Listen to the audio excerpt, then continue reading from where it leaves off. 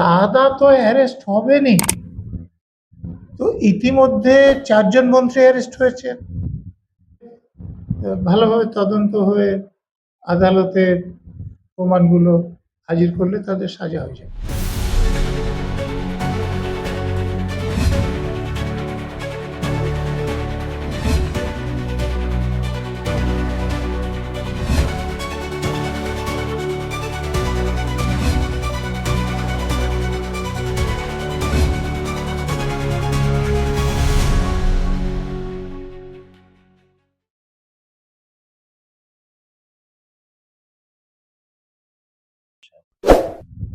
দেখুন, তিনি তো যখন ক্ষমতায় ছিলেন যত অপরাধ করেছেন গ্রেপ্তার হওয়াটা খুব স্বাভাবিক।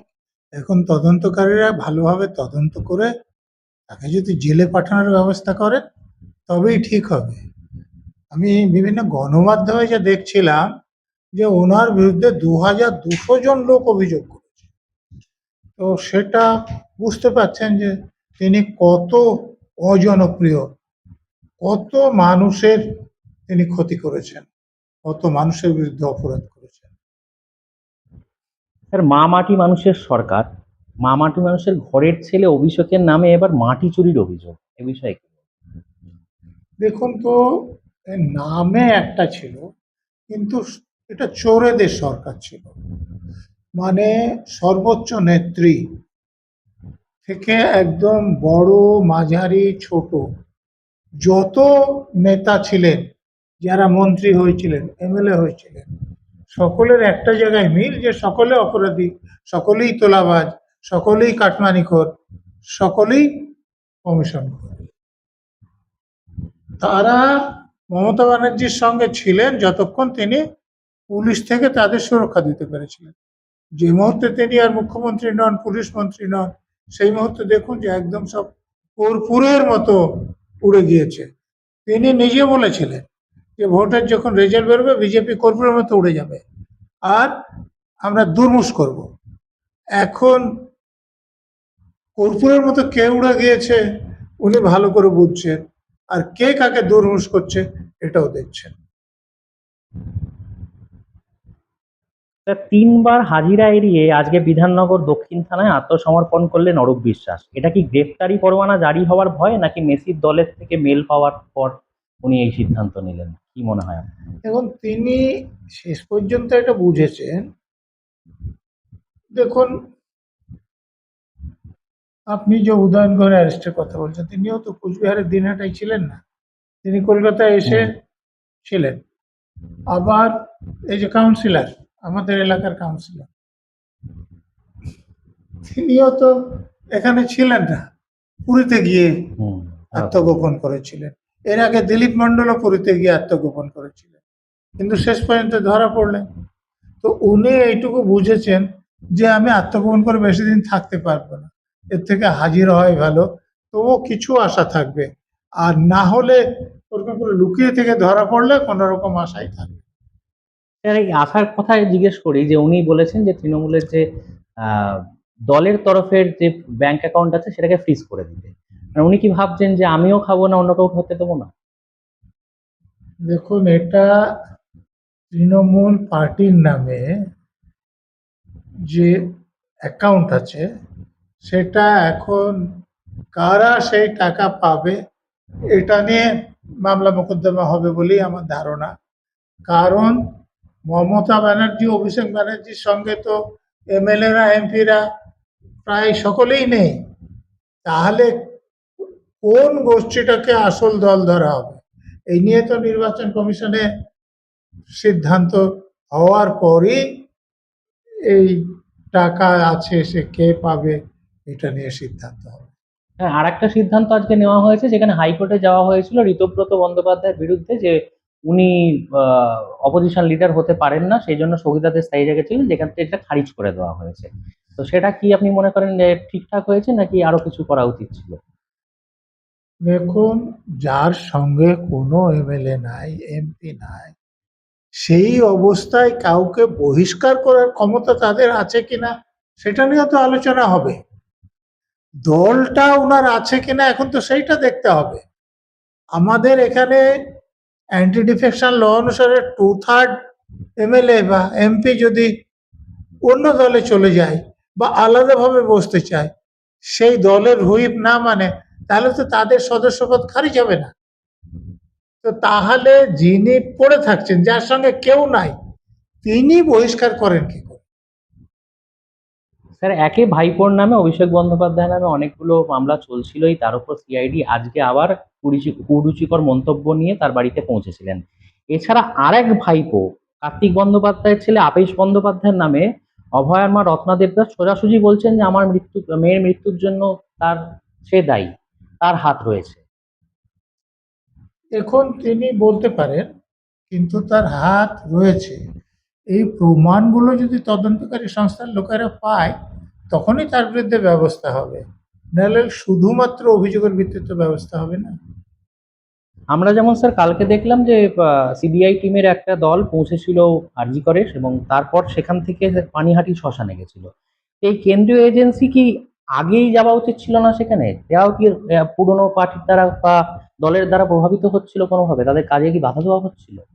দেখুন, প্রভাবিত কার দ্বারা হচ্ছিল আমি জানি না, কিন্তু তারা যদি ঠিকভাবে তদন্ত করেনি সে ব্যাপারে আমার সন্দেহ।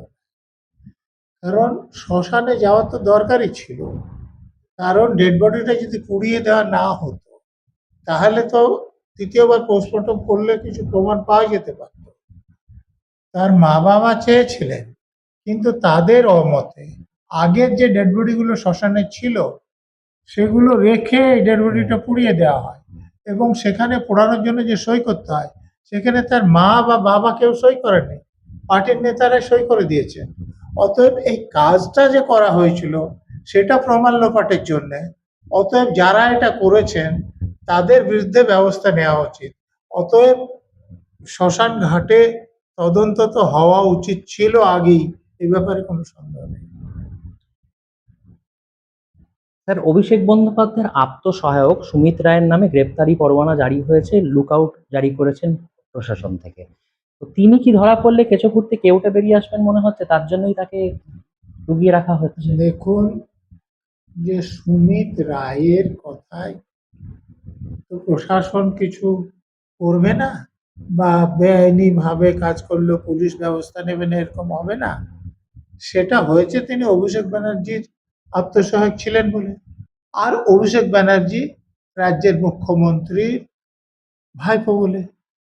তো সুমিত রায় যে অপরাধগুলো করেছেন সেটা অভিষেক ব্যানার্জি মমতা ব্যানার্জির নাম ভাঙিয়ে। তো অতএব তিনি ধরা পড়লে জিজ্ঞাসাবাদে যে সামনে আসবে, তাতে তো অভিষেক ব্যানার্জিও ফাঁসবেন, মমতা ব্যানার্জিও ফাঁসবেন, সে ব্যাপারে কোনো রকম সন্দেহ নেই। স্যার, কুণাল ঘোষকে আমরা বরাবর দেখেছি যে কোনো নেতা মন্ত্রীর গায়ে দাগ লাগলেই তিনি সাফাই দিতে আসেন যে দাগ আছে হে। সেদিনকে আমরা দেখতে পেলাম সংবাদ মাধ্যমে ধরা পড়লো যে তার গায়ে ডিম ছুঁড়ে মারা হলো, এবং সেই অভিযোগে দুজনকে গ্রেপ্তারও করা হয়েছে।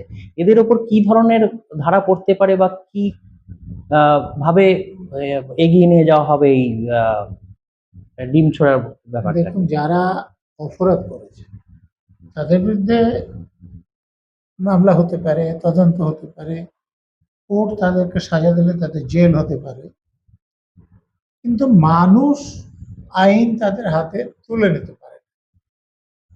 তো কিছু ছুঁড়ে মারছেন মানে এটা তো আঘাত, আঘাতের ধারাতে মামলা হতে পারে, এবং সেখানে জেল হতে পারে, জরিমানা হতে পারে, দুটোই হতে পারে। তদন্ত করে তারা কোর্টে যখন অভিযুক্তকে পেশ করবেন, সেখানে যদি সন্দেহাতীতভাবে তাদের অপরাধ প্রমাণ হয় তাহলে তাদের সাজা হবে। কিন্তু একটা কথা মনে রাখতে হবে, যে যখন ক্ষমতায় ছিলেন তখন কুণাল ঘোষ যে সব ব্যবহার করেছেন, তাতে তার প্রতি মানুষের ক্ষোভ থাকাটা খুবই স্বাভাবিক।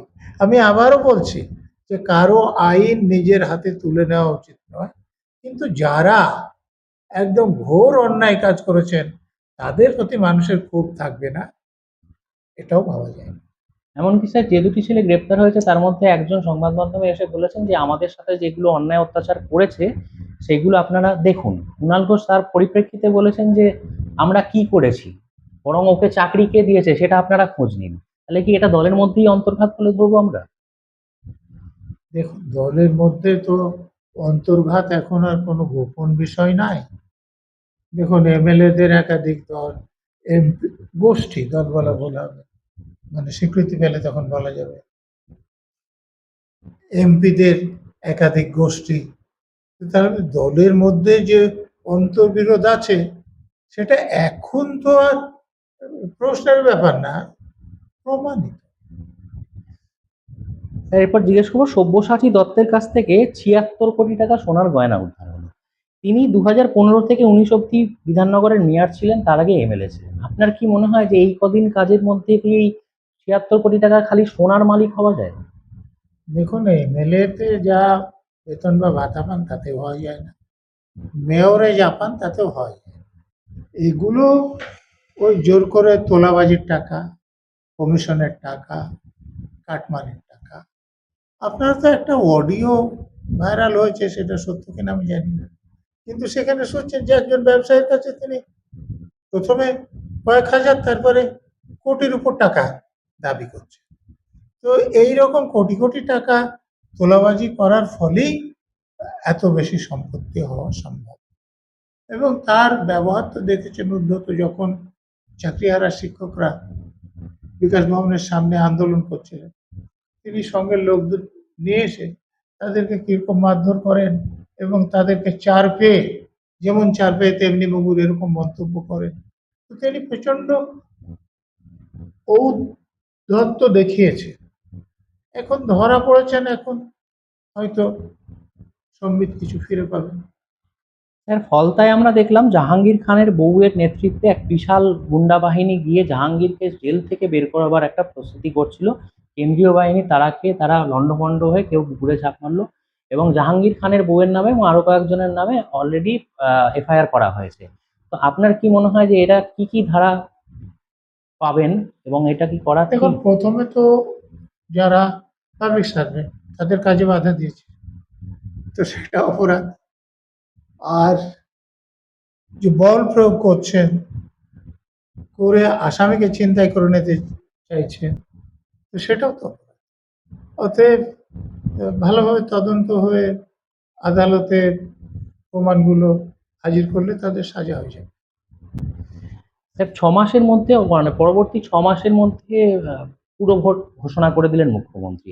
আপনার কি মনে হয় এটা একদম সঠিক সময় ভোটের? দেখুন, তিনি যে পার্টির নেতা, তিনি তো ভোট ঘোষণা করবেন, তাতে সেই পার্টির সুবিধা হয়। তো এখন তারা যে জেতার মুডে আছেন, এবং এখানে যে প্রধান বিরোধী তৃণমূল, তারা একদম ছিন্ন ভিন্ন। তো এর থেকে তাদের পক্ষে সঠিক সময় আর কি হবে?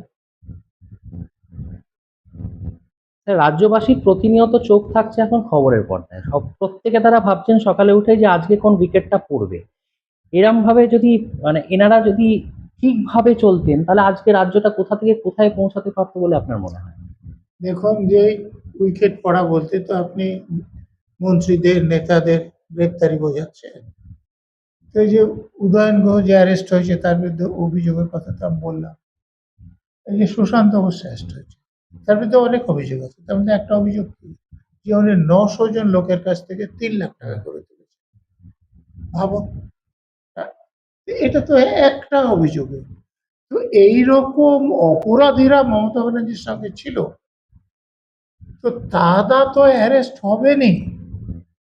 তো ইতিমধ্যে ৪ জন মন্ত্রী অ্যারেস্ট হয়েছেন, এবং এই যে কাউন্সিলর বা এমএলএ চেয়ারম্যান, এগুলো দিয়ে ডজন খানিক হয়ে গিয়েছে। এবং যেরকম চলছে, তাতে আরো অনেকে গ্রেপ্তার হবেন। এই যে অরূপের কথা বললেন, অরূপের গ্রেপ্তারি তো শুধু সময়ের অপেক্ষা। এদের কাছ থেকে যে স্যার বিপুল ধন সম্পত্তি পাওয়া যাচ্ছে, তো এইগুলো যদি আমরা রাজ্যের উন্নতির কাজে ওনারা লাগাতেন, তাহলে আজকে রাজ্যটা কতটা উন্নত হতো। তো দেশের লোকের কথা ভাবলে, রাজ্যের কথা ভাবলে, তারা এত অপরাধ করতে পারতেন?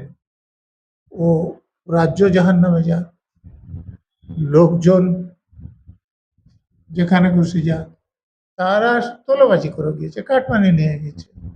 কমিশন আদায় করেছে, ঘুষ আদায় করেছে। তো তাদের তো নিজেদের ছাড়া অন্যদের চিন্তা ছিল না। এখন নিজেদের বাঁচার জন্য তাদের ভাবতে হবে। স্যার, একটাই জিনিস জানতে চাইবো যে আপনি একজন প্রাক্তন পুলিশ কর্তা, আপনার কি মনে হয় যে অভয়াকাণ্ডের যে তদন্ত এখন চলছে সেটা কোন দিকে নিয়ে গেলে খুব তাড়াতাড়ি আমরা এই বিষয়ে নিষ্পত্তি পেতে পারি? দেখুন, পুলিশ অফিসাররা, তারপরে প্রিন্সিপাল সাহেব, হেলথের অফিসাররা, পার্টির কিছু লোক যে অপরাধ করেছে তাদের সাজা হওয়া সম্ভব, কিন্তু আমাদের পিজিটি ডাক্তারের যে ধর্ষণ এবং খুনের যে অপরাধ, সে অপরাধের অপরাধীদের বিরুদ্ধে প্রমাণ জোগাড় করে সাজা দেওয়া। ধন্যবাদ স্যার।